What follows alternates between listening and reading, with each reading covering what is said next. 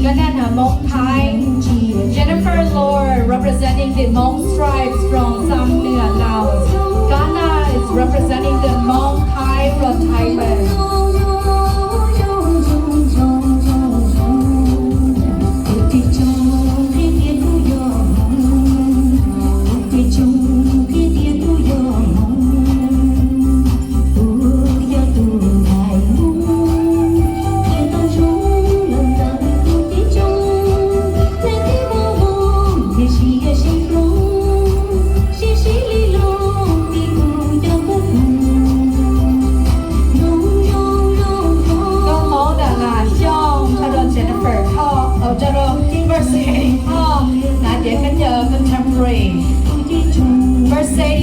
Representing Hmong Thai or Thai's costume from Thailand.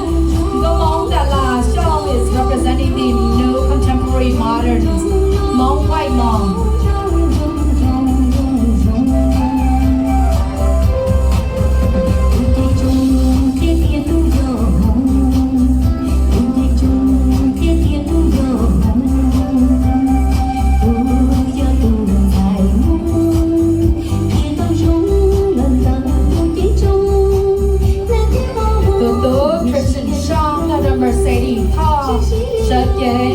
Chong Hmong Lang. Christian Chong and Mercedes Tao both wearing the Hmong, green Hmongs from Laos. Mercedes Tao representing the new contemporary Hmong greens.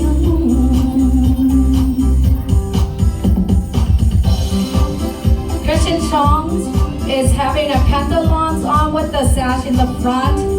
And the Hmong greens costume from Laos, original costume.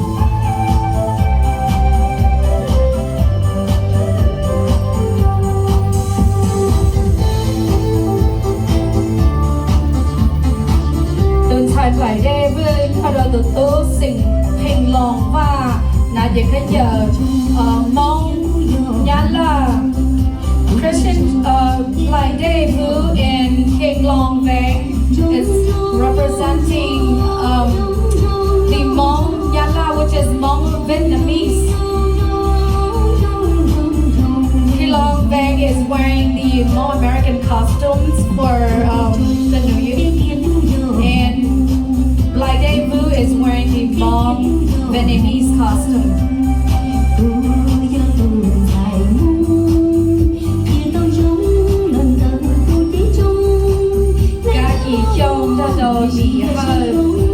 Chong Mong Du, Kati Chong and Lee Her are representing Black Hmong from Laos, original costume.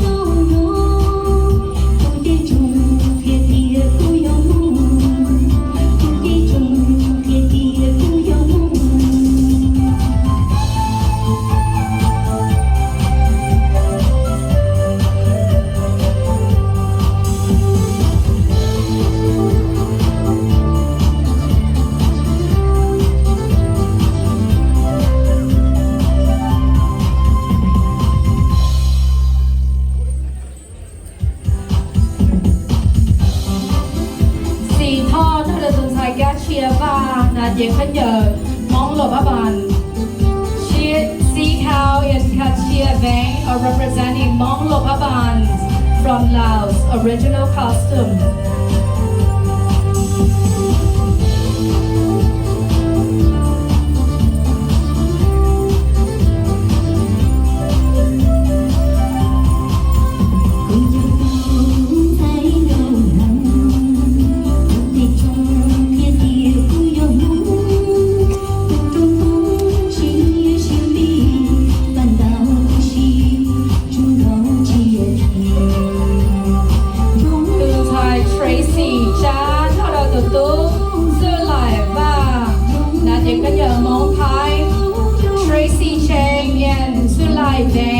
Are representing the Hmong Thai costume. Shalai is wearing the contemporary Hmong Americans, and Tracy is wearing the original Hmong Thai costume.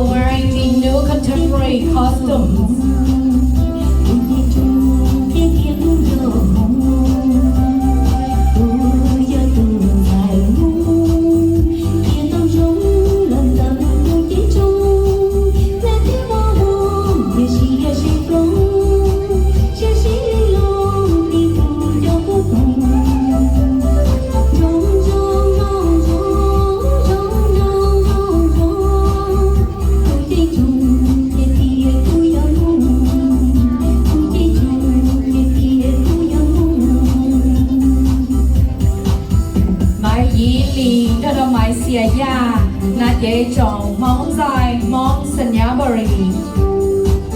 My lo Billy and my Sia Yang are representing the Hmong tribes from Sanyabari.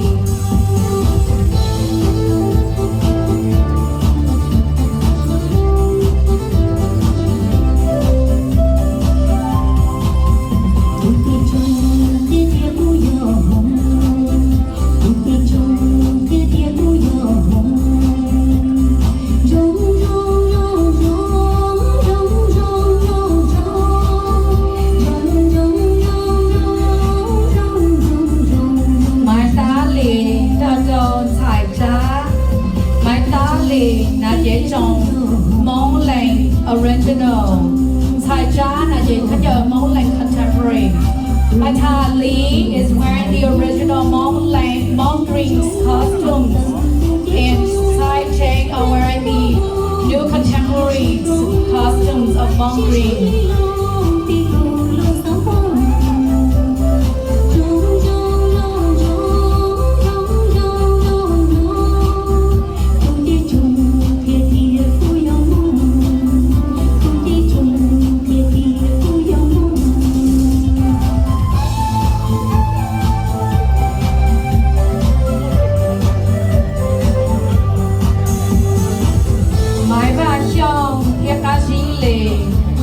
Dễ chọn món sủa.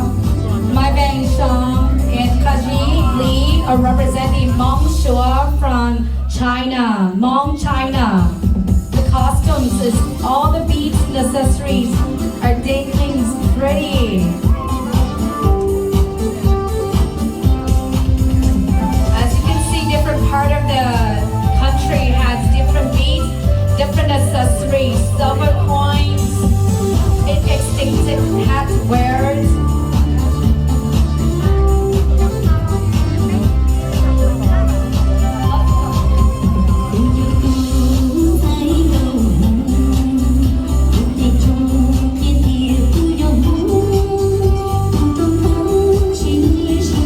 Tina Lee Sai là những cái giờ mong đợi.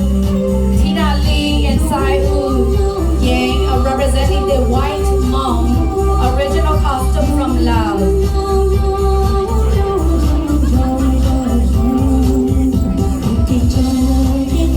The man is having pantaloons on, and the lady has the white dresses, white skirt.